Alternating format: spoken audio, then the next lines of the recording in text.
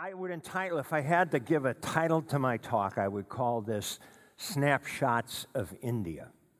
And today, if you're going to do, take pictures, the first thing you do is take a selfie. So my first snapshot's going to be a selfie. I arrived in India in 1963 to work as a staff assistant to a man named Chester Bowles, who was our ambassador. And he became the best teacher I ever had. I thought I was going to be there for 2 years. I stayed 4. I came home in June of 1967 because I knew if I stayed any longer, I would never leave. I had fallen in love with India. 2 of my children were born. 2 of my 7 children, I should say. India really had an influence on me. 2 of my 7 children were born in India. So it was an extraordinary experience.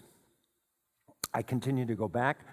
Tom Johnson went with me. Where's Tom? Wave your hand. Tom Johnson went with me as a state legislature when we were doing a state trade mission to India. I stayed in touch with India.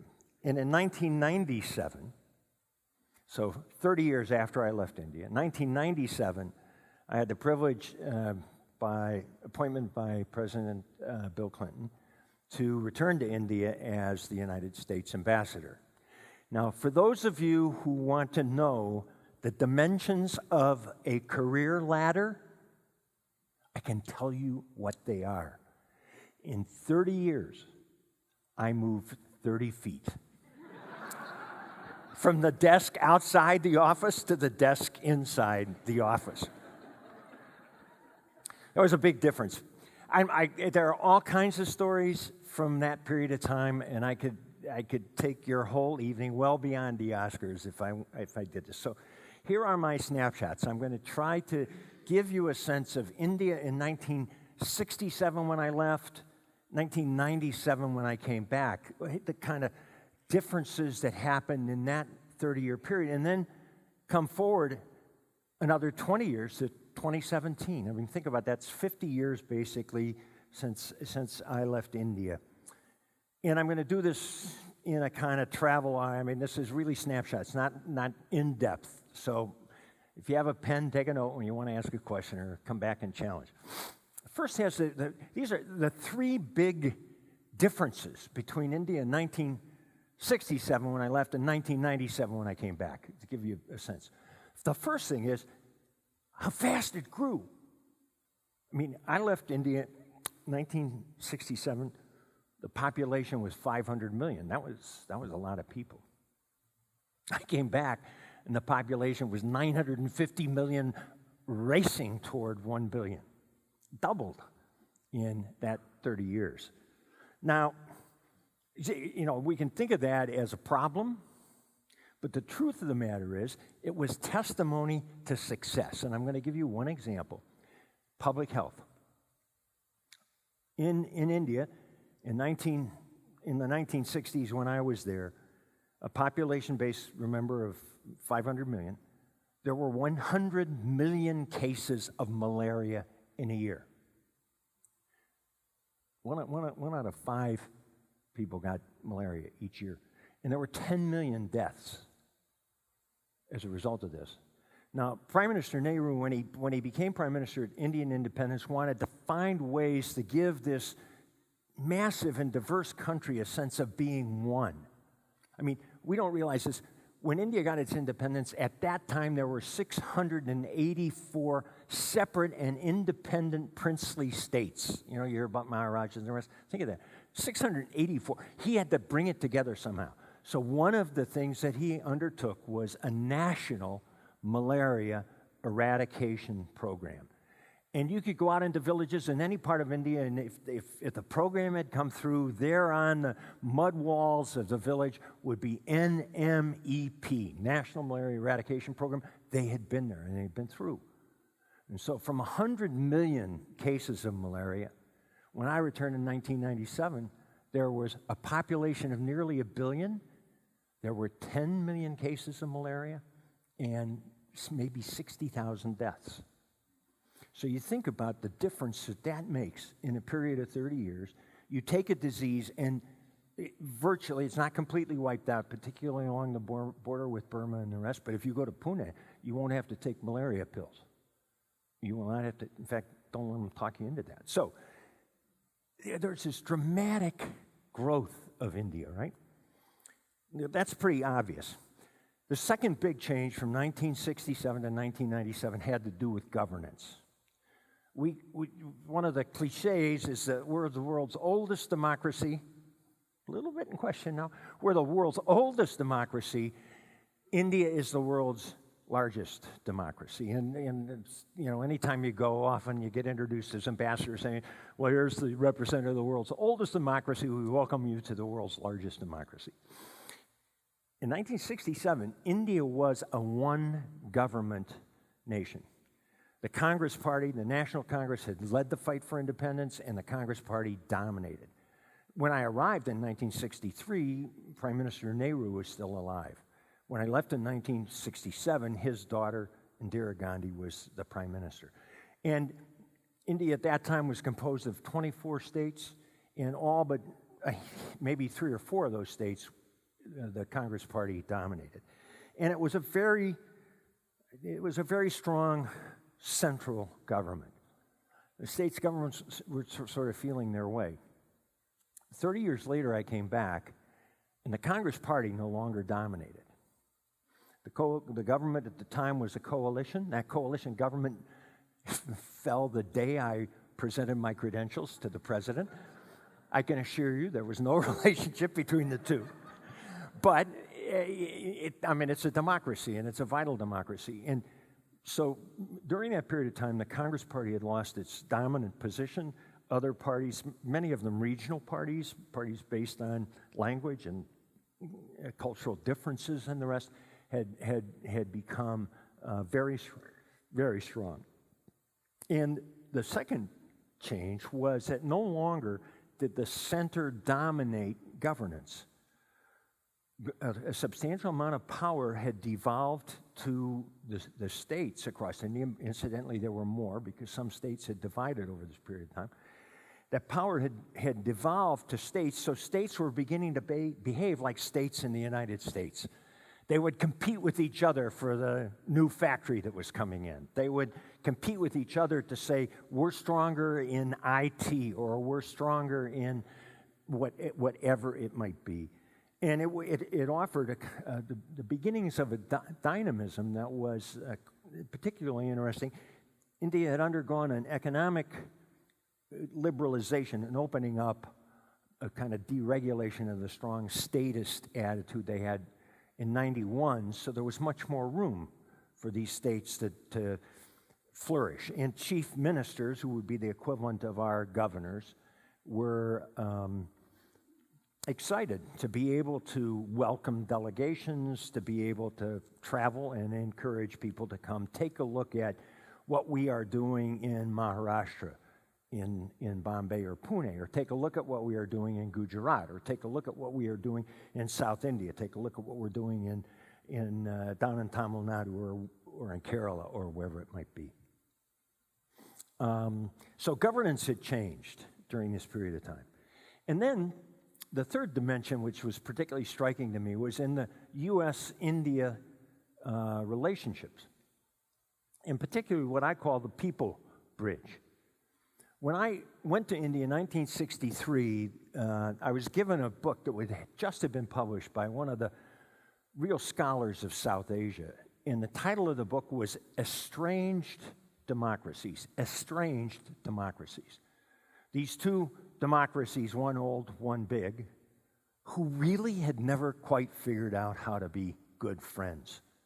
We had gone through that period from the beginning of Indian independence up until the 1990s, and we were tilted toward Pakistan in our thinking because Pakistan was part of a defensive alliance with us. And so this notion of estranged democracies was kind of the parenthesis around my arrival. And then, of course, to make matters worse, the Indians tested nuclear weapons about 3 months after I arrived, and everything went crazy. By the time I left in 1997, the Indian Prime Minister declared that we were natural partners. He came to New York, he spoke at the UN, and he said India and the United States are natural partners. And people were stunned because in a very short period of time, the attitude between our two countries at a high level had changed. But if you look at what was going on in a way that we weren't really keeping track of, there was a tremendous movement of people. In 1965, there were less than 100,000 Americans of Indian origin. That's 1965. There were less than 15,000 students who were like you at an American university. 100,000 to 1.7 million in 30 years. I mean, that is a stunning change. And there were more than 100,000 Indian young people studying in universities across the United States. It has been remarkable. And if I ask a young Indian in 1997 when I got back, where are you going? If they said Cambridge, they meant Massachusetts. It was either MIT or Harvard. It was a stunning change. Now, what about India today in those same three dimensions? Well, 9.5 million people, or 950 million people in 1967. Today it's 1.3 billion, okay? And sometime between 2025 and 2030, India will pass China as the most populous country on the planet. Now, that's not something they are aiming to do, but it is in the nature of what's happening. When China made a one-child policy decision and basically capped the size of families, in India, being a rambunctious democracy, they've depended on education and public health and economic growth to bring down the rate of population growth. So in the most productive and best educated parts of India, which is typically South India, you'll find that the population is stable in terms of replacement growth. In North India, in the poorer areas, it is not. And a lot of this tracks, by the way, the education of girls and young women. So 1.3 billion people today in India. Half of the population is under the age of 30. Now you think about what that means from an economic standpoint, right? In China, it's an aging population because of the one-child policy. Japan, they can't replace their population. Europe, if they took away immigration, wouldn't replace this population. Even the United States, absent immigration, would be a hard place to sustain population. In India, it is dynamic and it's young. It is also among the fastest growing economies in the world. This would not have been said in the early 1990s at the time liberalization occurred. But by 2010, India ranked 9th among, its GDP was 9th largest among all of the nations on the planet. 2 years later, it was 7th. Today, it is on the verge of 4th place. And in another 3 or 4 years, only the United States and China will have bigger economies. It will pass Japan and be the 3rd largest economy in the world. This is being driven by two characteristics in addition to the age demographic. The first is education. The passion for education runs from the wealthiest to the poorest person in India. I'm sure you saw him when you see it in the school kids. You see it in the faces of the kids who are at the school that's supported by this ministry. You see it across. We were asked, am I going on too long? I don't want to get into the Oscar territory here, but here's a quick story. Dagmar and I, this is 2 periods of India, 2 different wives, I'm sorry. And my brain cells are deteriorating at age 80. So I'm back. Jacqueline and I were in Madhya Pradesh, which is a landlocked state in the middle of India. It's a poorer state. And at that time, it had a very kind of progressive chief minister. And when I was going around as ambassador, I liked these chief ministers because I could say, I can identify with you. I was governor of Ohio, you're governor, basically the chief minister of Madhya Pradesh. He was doing something very interesting. He would do unannounced visits to villages.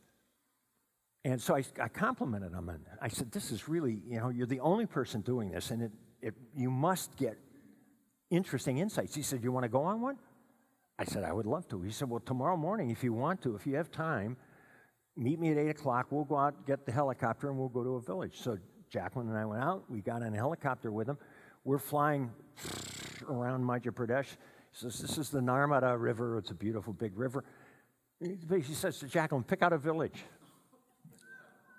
So we pick out a village, and we land in the field.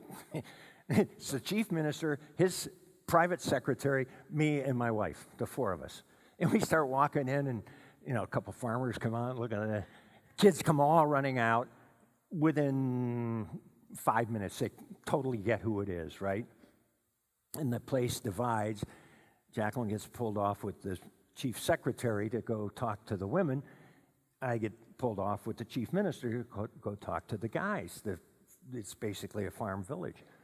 Question is, what do you want in this village? And they had 3 requests. First request is, we need a pucka road. We need a paved road. Pucka means proper. We need a proper road from the village to the market town, so that when we have a harvest, we can get it there. Second, we want to get rid of Doordarshan. Doordarshan was the public television station. We want they said, we want Discovery. Discovery meant all of the other television that was becoming popular at that time.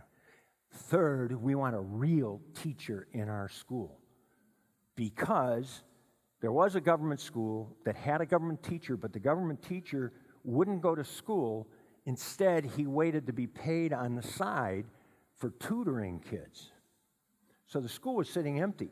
What happened in this town where there were probably 3 big landlords and everybody else was a tenant farmer or a small business person? They put all their money together and they hired their own teacher to be at the school so their kids would get an education. They would complain about the teacher who didn't show up, but they didn't stop there. They put up money and they hired a teacher to teach their kids. I can guarantee you that government teacher got recalled about 2 days after we got back to the capital of Madhya Pradesh. Anyway, so education and technology is the other big piece of it. I mean, the Indians are incredible early adapters.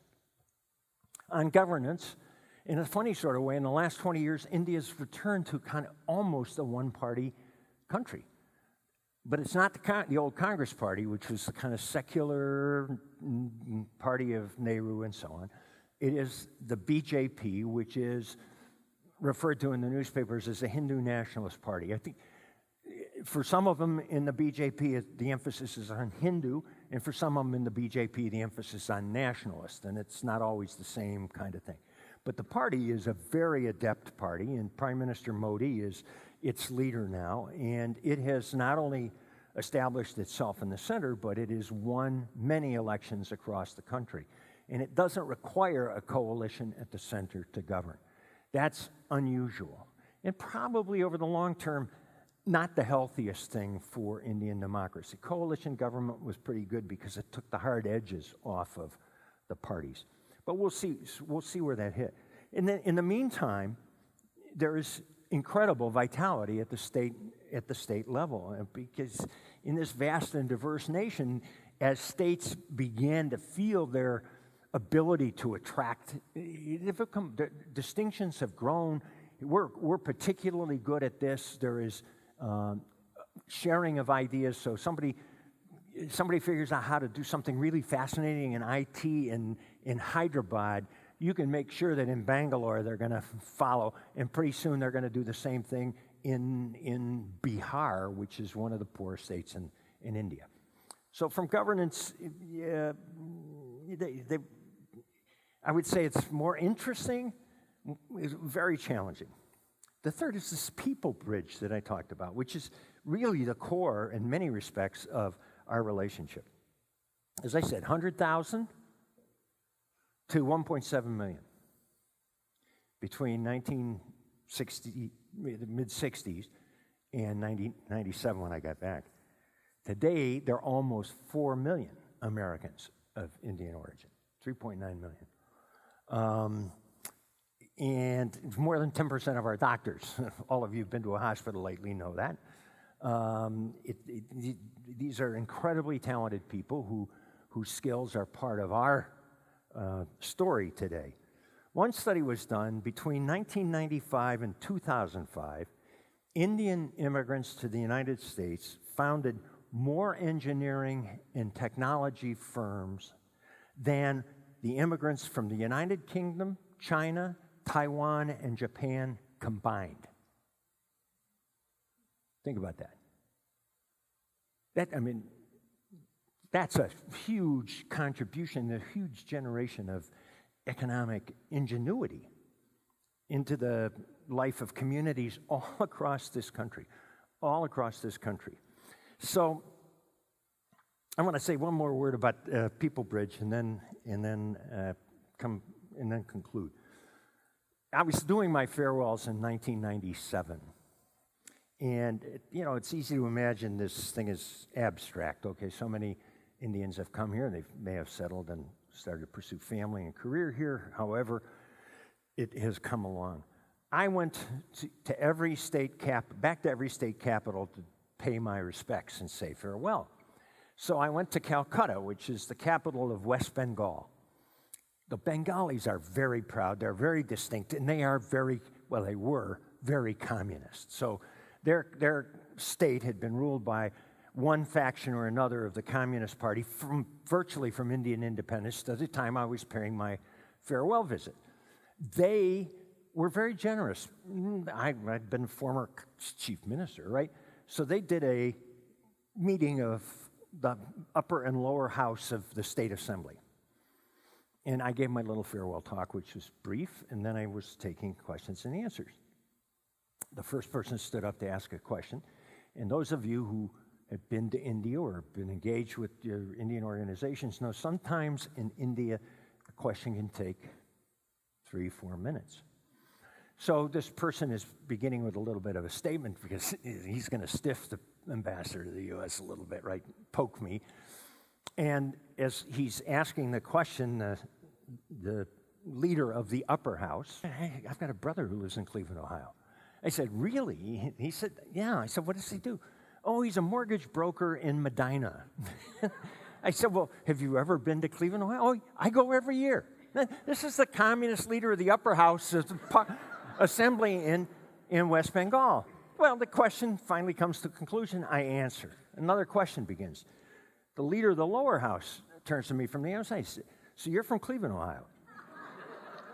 I said, yeah, I'm from Cleveland, Ohio. He said, well, I got a brother in Cleveland, Ohio.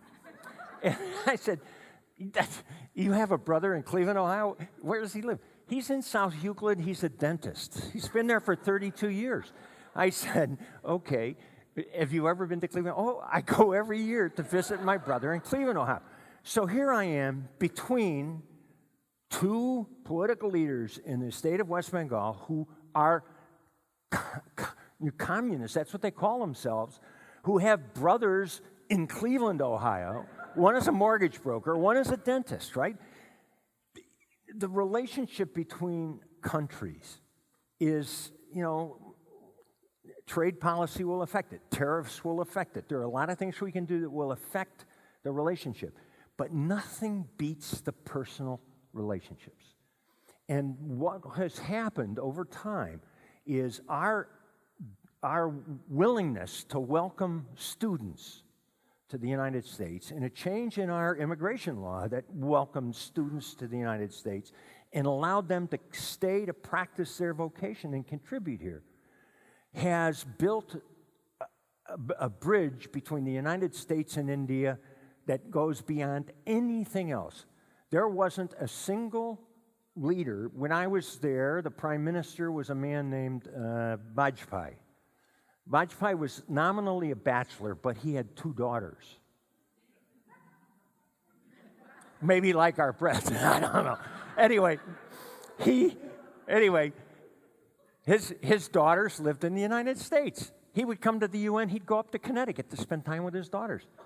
The prime minister before him, the one who lost his office the day I presented my letter, his name was I.K. Gujaral. He had 2 sons. Both sons were in California. And he would come to my house, the governor's residence here in Columbus, on his way to Stanford to see his kids. And so I stayed in touch with them all this time. I never told President Clinton, I never told Secretary Albright, I never told anybody I had this relationship. 5 days after I arrived in India, Secretary Albright came for a visit. It was supposed to be a 4-day visit, but it turned out to be a 3-hour visit because there was a problem in Bosnia and she had to leave right away. So we are sitting with the Prime Minister of India. I'm not even the ambassador formally. I hadn't presented my credentials yet. We're sitting in the Prime Minister's residence with I.K. Gujaral. The Indians gave me permission to sit where the ambassador would normally sit as long as my number 2 was there because he was formally the chargé. And the first thing that happened, Madeleine Albright and the Prime Minister, after the niceties, started talking about her desire to see India sign the nuclear test ban treaty. And I.K. Gujaral explaining that, even though he was opposed to nuclear weapons personally and had voted against funding nuclear weapons for India, he was the prime minister of a country that faced a nuclear armed power to the northwest in Pakistan, a nuclear power to the northeast in China, both of whom had fought wars with India. Therefore, he needed to work on this. And they went back and forth for 10 minutes, and finally, he reaches across Madeleine Albright's lap, pats me on the knee, says, "Don't worry, Dick and I will work on this." And I can tell you, the Secretary of State, what's going on, right? And twice further, where they talked about a seat on the UN Security Council, same thing, 10, 15 minutes of back and forth, and finally pats me on the knee, right across her lap, pats me on the knee, and says, "Don't worry, Dick and I will work on this." We get in the car to go out to the airport, and she said, "What is this? Dick and I are going to work on this." And I explained that, I've known him since I was in India in the 60s. I bought a painting from his brother, which I couldn't afford, in 1965, and his brother said, "You have to meet my brother because he's in politics." And so we've been friends ever since. But I didn't want to tell anyone because I didn't want to embarrass him if he didn't want to acknowledge that we had a personal relationship. She said, "We don't have an ambassador anywhere in the world who's on a first-name basis with the head of government." And I said, "That may be, but I don't think it's going to last long," and it didn't. Okay. So this is my conclusion. If you meet an Indian, particularly if an Indian meets an Indian, a common first question is, where do you belong? And where do you belong is really a question about where's your family village? And so you can be an IT maven in Bangalore, but the question will be, where do you belong? And the answer may be any one of a number of places from around India. It is a sense of how rooted a civilization that is 5,000 years old is. And it's never really been interrupted. So when you reach into a village, when you do the work that you do with Deep Griha, this is an opportunity to make a difference where people belong. And you can rest assured that these young people, when they graduate and go on, whether it's to a commercial college, let's say, in Pune, or whether they come to the United States to study at the Ohio State University, the answer will be, this is where we belong. Thanks very much.